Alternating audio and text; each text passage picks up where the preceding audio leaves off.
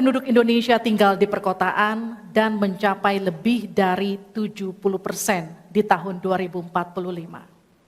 Permasalahan akan semakin kompleks, seperti transportasi publik, sampah, dan kawasan kumuh. Pertanyaannya, bagaimana strategi paslon menyiapkan instrumen fiskal khusus untuk mengatasi masalah tersebut? Waktu Bapak untuk menjawab 2 menit. Kita mulai ketika Bapak mulai berbicara. Silakan. Terima kasih. Perkotaan ini menjadi kebutuhan untuk terus menjadi bagian dari pembangunan nasional kita. Di antara kebutuhan pokok dari perkotaan ini adalah infrastruktur yang memadai. Dan dalam kerangka agar tidak terjadi penumpukan penduduk di dalam satu perkotaan, maka pembangunan perkotaan harus dibikin merata di berbagai tempat. Kami memiliki satu tekad bahwa di dalam pemerintahan yang akan datang minimal harus dibangun 40 kota baru yang selevel dengan Jakarta. Dengan kemampuan menampung jumlah penduduk, memberikan sarana dan prasarana yang memadai, sekaligus kemampuan untuk terjaganya lingkungan yang memungkinkan untuk sehat, termasuk kehidupan yang memberikan kenyamanan bagi seluruh penduduknya, di mana perumahan tidak terlampau jauh dari pusat-pusat pekerjaan, di mana akses pendidikan bisa sampai pada yang dibutuhkan. Sementara fiskal yang dibutuhkan, kita harus pandai-pandai mengambil prioritas. Sekali lagi, kita bukan setuju atau tidak setuju IKN. Yang paling penting adalah prioritas kepemerataan dan keadilan agar terbangun kota-kota sehingga sarana air bersihnya terwujud. Balikpapan kasihan, Banjarmasin kasihan, Pontianak kasihan. Karena apa? Kota-kota ini dalam waktu singkat bisa kita sulap menjadi lebih baik. Karena apa? Fiskal yang kita sediakan dirata adilkan di masing-masing perkotaan. Terakhir, bahwa perkotaan membutuhkan pendanaan, kita harus libatkan investasi swasta yang kita beri kepercayaan lebih baik lagi. Terima kasih. Saya berikan kesempatan kepada Pak Gibran, Cawapres nomor 2 untuk menanggapi. Waktu Anda 1 menit, silahkan. Gus Muhaimin ini agak aneh ya. Pengen bangun kota selevel Jakarta tapi nggak setuju sama IKN. Tapi ya monggo lah ya, nggak apa-apa. Yang jelas untuk permasalahan perkotaan kita harus menggarap transportasi umumnya. Kita pastikan transportasi umum ini aman, nyaman, terutama bagi kaum disabilitas, lansia, dan anak-anak.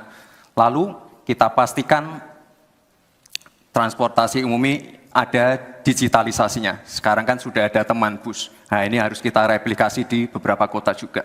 Lalu untuk mungkin di level-level kota kecil kita pakai skema buy and service sehingga masyarakat bisa mencoba menggunakan transportasi umum secara gratis.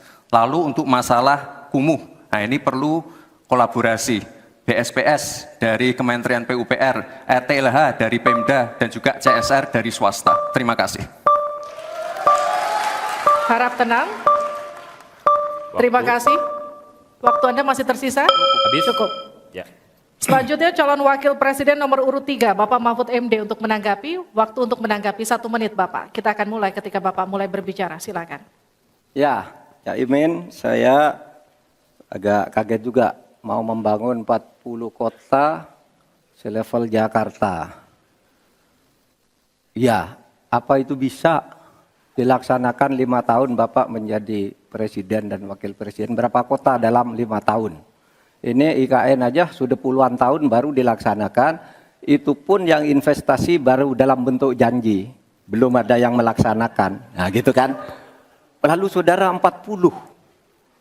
Luar biasa menurut saya. 40 kota selevel Jakarta yang sudah metropolitan seperti itu. Lalu juga pembiayaannya menurut Pak Muhaimin. Kalau nanti kita membentuk 40 kota itu, pembiayaannya itu APBN, APBD, atau perlukah lembaga khusus seperti tadi ditanyakan oleh panelis melalui moderator. Ini perlu dijawab dulu agar semuanya tidak spekulatif. Selesai. Baik. Mohon maaf waktu Anda habis. Kami akan kembalikan ke Pak Muhaimin. Mohon tenang, Tenang. belum selesai. Pak Muhaimin, waktu Anda untuk menanggapi atas tanggapan dari Pak Gibran dan Pak Mahfud. Waktu Anda silakan. Ya, yang saya sampaikan seperti Jakarta itu memiliki standar upaya sampai menuju Jakarta. Di mana tentu kota-kota yang potensial cukup disentuh dengan beberapa anggaran yang menumbuh kembangkan. Misalnya Pontianak, 1 tahun cuma 1 triliun. Bagaimana kalau 1 tahun kita bisa investasikan pengembangan kota hingga 3 triliun, 5 triliun. APBN kita cukup. Apalagi kalau seperti yang sampaikan Pak Gibran tadi, melibatkan berbagai cara pembiayaan yang melibatkan baik itu swasta maupun CSR. Jadi apa yang saya sampaikan selevel Jakarta itu target utama. Tetapi yang lebih penting dari itu adalah infrastruktur yang dibutuhkan dipersiapkan dari potensi yang sudah ada. Sehingga dalam waktu singkat kota-kota 40 kota itu benar-benar sudah menggunakan potensi yang sudah dimiliki yang ada. Habis. Harap tenang, nanti kita akan